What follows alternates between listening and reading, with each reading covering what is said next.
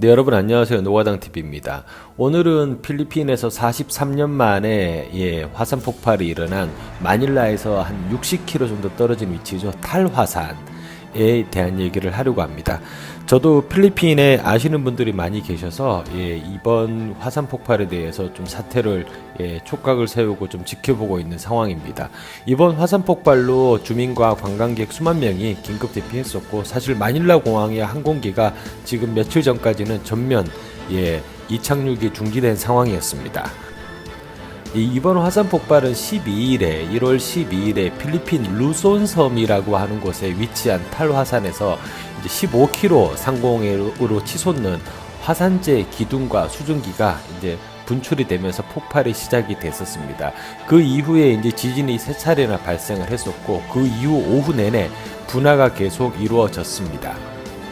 이번 분화 이후 필리핀 정부는 화산 폭발 인근 지역의 출입을 전면 통제를 했고요. 반경 14km 이내의 주민이나 관광객 한 12,000명 정도를 긴급 대피를 했습니다. 초기에는 1단계에서 바로 3단계로 상향을 시켰던 그 화산 경계 등급을 하루 만에 4단계까지 격상을 시켰습니다. 사실 3단계는 화산 활동을 일으키는 마그마 활동이 있을 가능성이 높다라고 경고하는 워닝 메시지 정도이고요. 4단계는 위험한 수준의 폭발이 수시간 또는 수일 내로 다시 발생할 수 있다라는 뜻입니다. 필리핀 정부가 이번 화산 폭발에 대해서 또 다른 폭발이 일어날 가능성이 있다라고 판단을 한 것으로 생각이 됩니다. 네, 그리고 이번 화산 폭발로 인해서 발생된 수증기나 화산재가 당장 마닐라 시내에도 뿌려져서 시민들이 숨쉬기가 곤란하다, 이런 영상들을 유튜브에도 많이 올렸습니다. 사실 이제 위성 사진을 통해서 보면 이 화산재가 다문 필리핀뿐만 아니라 대만 인근을 지나서 현재 일본 오키나와까지 퍼져가는 모습을 확인을 할 수가 있습니다.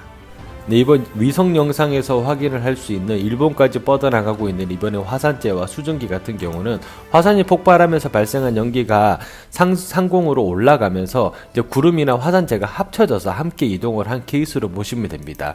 대한민국 국민분들도 이제 한국까지 영향이 오는 거 아니냐라고 많은 걱정을 하시는데, 사실은 우리나라는 찬 대륙기단의 영향을 받고 있기 때문에 온도차가 커서 그 화산 폭발 물질이 일본을 통과할지언정 이제 한반도로 올라오는 일은 없을 거라고 합니다. 네, 이번 화산 폭발이 좀 무서운 점 중에 하나가 이번 폭발이 다무 그냥 일회성으로 끝날 게 아니라는 것이 문제입니다. 사실 분화구 주변에서 다수의 새로운 균열도 발견됐고, 마그마가 빠져나간 영향 때문인지 마닐라 시내에 땅이 꺼지는 현상들이 많이 발생을 했습니다. 사실 이번 폭발이 첫 번째 폭발은 아닙니다. 1911년도에 폭발이 있어서 1,300명이 사망을 했었고요. 1965년에도 한 번 더 화산 폭발이 발생을 해서 200명이 사망하는 일이 있었습니다. 네, 하지만 이번 화산 분화로 인해서 인명피해가 발생했다는 보도는 따로 없었습니다. 이 딸 화산섬 같은 경우는 많은 한국인 관광객들도 직접 찾아서 분화구에서 실시할 수 있는 트레킹 프로그램 같은 것도 하였던 곳이기 때문에 많은 분들이 아마 이번 화산 폭발에 놀라셨을 거라 생각을 합니다. 아무쪼록 추가 인명피해 없이 모두가 대피해서 안전하게 상황이 종료될 수 있기를 기도합니다.